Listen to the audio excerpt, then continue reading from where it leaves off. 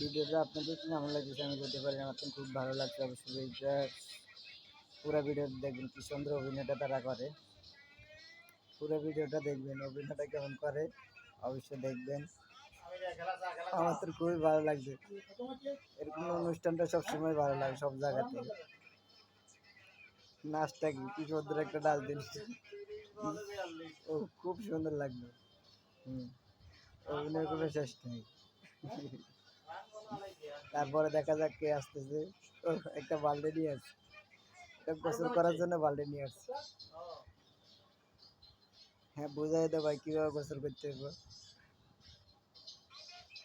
হ্যাঁ, বুঝাই দিছে। এখন আসতেছে ও মগ দিয়ে মগ। খুব ভালো লাগলো অভিনয়টা দেখে।